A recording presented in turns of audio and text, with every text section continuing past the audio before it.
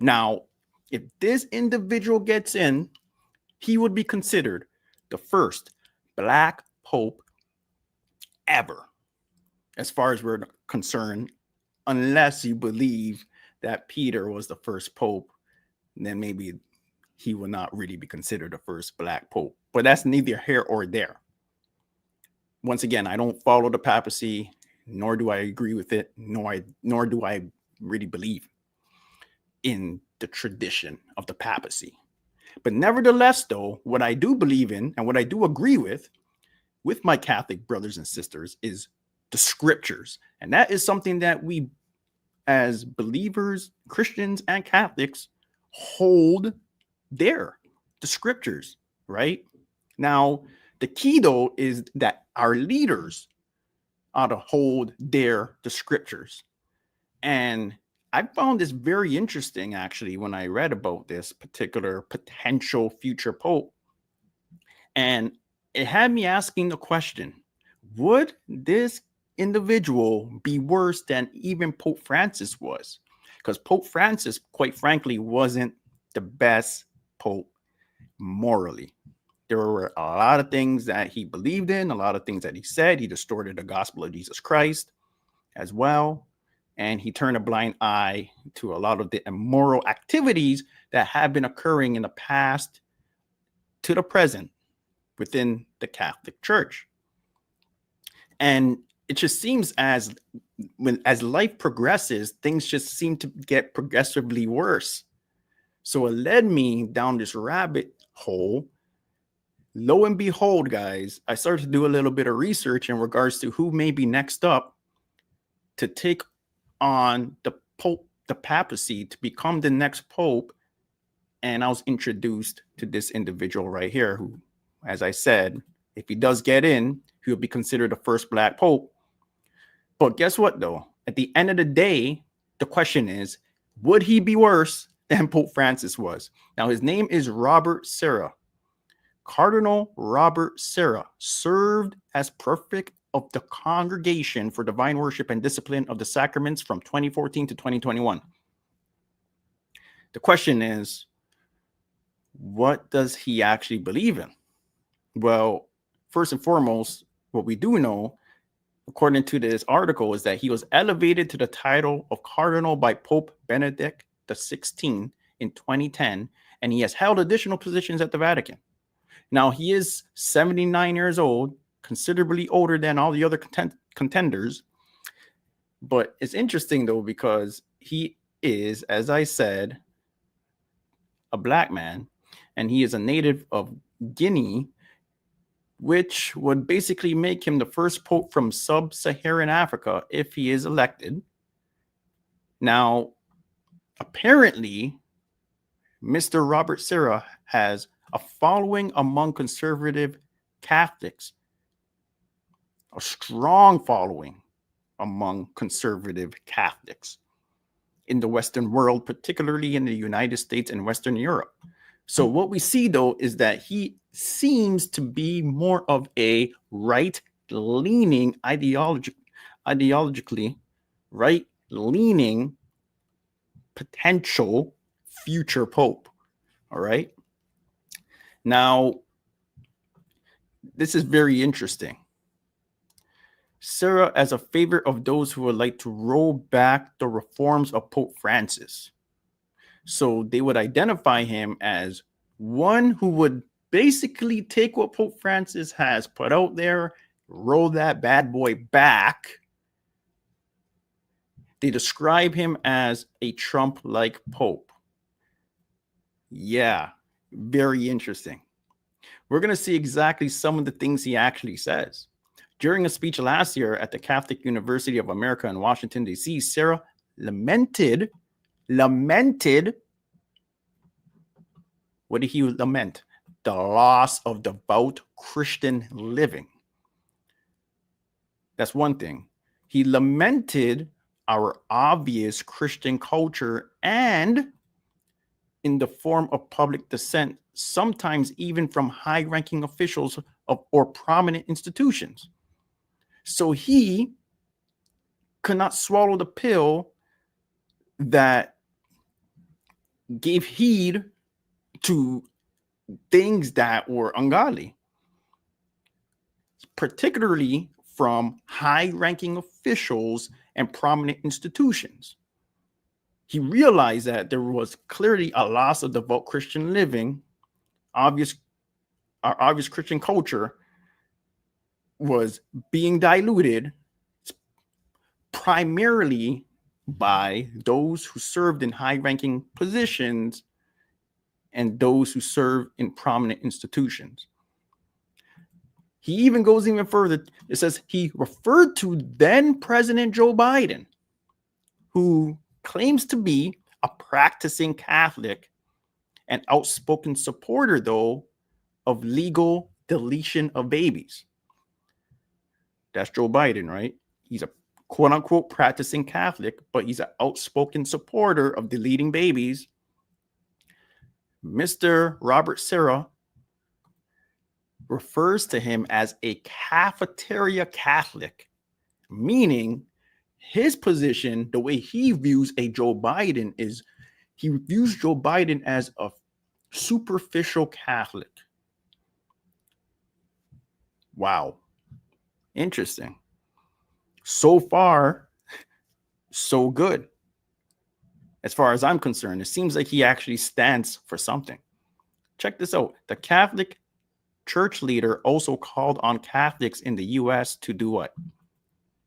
To raise their voices and become clear teachers of the faith. So now you see there's an emphasis on doctrine, proper teaching, clarity. He says, raise your voice, and I quote, to raise their voice and become clear teachers of the faith. It doesn't seem like he's interested in catering to the emotion and the psyche of man. He says, no. He's encouraging Catholic leaders in the United States to become clear teachers of the faith, witnessing by both word and holiness of life. So one's not only word, which is important, but one's conduct of life ought to be the primary witness. That was a quote. That's what he said. Seems like he is an individual who's pretty interested in bringing back true Catholicism. According to Serra, there is, and I quote, check this out, as I said, this surprised me. There is too much confusion circling the church, and it is up to us bishops to provide clarity. Why? So that the lay faithful can themselves be witnesses to the truth. So he's basically putting the onus on those who lead the church. And he's saying it's important to provide clarity so that those who we govern over can be faithful witnesses to the truth. He highlighted what he viewed as the bishop's obligation to be a sign. Check this out, guys. This is mind-blowing. To be a sign of contradiction to the contemporary world. Not to be hand in hand with the contemporary world, with humanism. No. To be a sign of contradiction, to combat the ideologies of the world. Interesting. This may be the future pope. Wow. This blew my mind. Are you actually telling me that there is a possibility that the next pope may be a God-fearing man? Speaking at the Vatican in 2015, Serra referred, check this out, guys. Mr. Robert Serra referred to Islamic terrorism and Western liberal culture as two unexpected threats. Islamic terrorism and Western liberal culture as two unexpected threats that are, and I quote, that are almost like the beast of the apocalypse, coming from two opposite directions. On one side, the idolatry of Western freedom. This is what he said, guys. On the religious fanaticism, he maintained that what Gnosticism and fascism and communism were to the 20th century Western ideologies on homosexuality and deletion of babies and Islamic fanaticism are to today. So he's basically literally comparing the laws, rules, the left-wing liberal laws, rules, statutes of today, the Western ideologies of today, such as homosexuality, such as the deletion of babies, and also Islamic fanaticism. He's basically saying that these things that reign supreme today, that are advocated for today, that are pushed throughout the mainstream today, that are justified today, these specific things are what he would compare to what Gnosticism and fascism and communism were to the 20th century. This is mind-blowing, coming from a potential future pope. I never thought I would live to see the day that there would be a potential pope who would hold to some godly, biblical, traditional belief systems and not cave or cater to the ways of the world, specifically speaking to the ways of these Western ideologies. But check this out. He also goes on to say, well, check this out. Sarah identified liberal ideology as now this is interesting, what he says here, as a threat to the family because of its promotion of, and I quote, quickie divorces, deletion of babies, all right, and homosexual unions, as well as gender theory and the alphabet ideology. He denounced that the pseudo family of ideological Islam, which legitimizes polygamy, sexual slavery, and child marriage. He denounces these things. He considers these things a threat to what? To the family. How often do you see a pope, someone of such stature as a pope, hold to high esteem the traditional family and presses against all these other things that combat or that fall contrary to the traditional family that God orchestrated in the Word of God? So he says, nah, quick divorces, deleting babies, homosexual unions, these sort of things go against what the scriptures say. And he goes hard against the ideology of Islam, sexual slavery, child marriage, right? These are the type of things that Mr. Pope Francis sort of turned a blind eye to. And as I said, guys, typically speaking, as we progress, it just seems like things get worse. But this kind of gives me hope. As much as the Roman Catholic Church has its issues, my hope, my desire for any leader, no matter what nation, no matter what religion, but specifically, especially when it comes down to, the overarching theme or the overarching umbrella of Christianity, Christendom, which Catholics are a huge part of that as well. My hope, my desire is to see that we have godly men and women in place who at least stand for something. Wow. Check this out. Sarah contended that the two ideologies have the same demonic origin. And he says something very interesting actually about Pope Francis, which I'm going to read for you guys to close. But he's saying that these ideologies, what ideologies? The ideologies that I just read to you guys, right? This westernized ideology,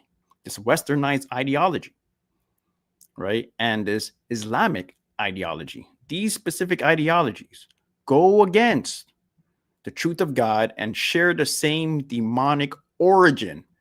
And I quote, this is what he says: they both advocate a universal and totalitarian law. They're both violently intolerant destroyers of families and the church, and openly anti-Christian. Jeez.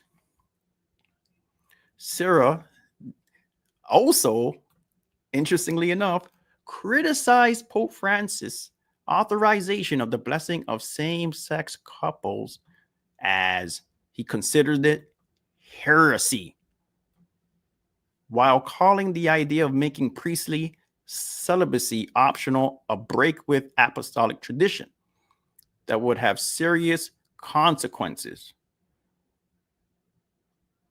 He opposed Pope Francis' restrictions on the Latin Mass, insisting that the unfitted celebration of the traditional Latin Mass has manifestly brought forth good fruits. Clearly, I don't agree with everything that this individual is about, but I'm going to say right off the bat, this is a far cry from where the last Pope was and the last Pope was and the last Pope was ideologically. So just going through this, guys, blew my mind.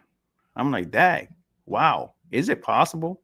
Is it possible that the papacy, for the first time in probably forever, may actually have a godly pope? Jeez Louise. Anyways, y'all, let me know what y'all think. Once again, if you're a Catholic, hey man, give me your take. Share your opinion on this, and let me know what your view is on potentially having a black pope in office. Anyways, y'all, that's all I got on this one. Don't forget, like, share, and subscribe. Until next time, y'all, it's all love. Take it easy. Peace.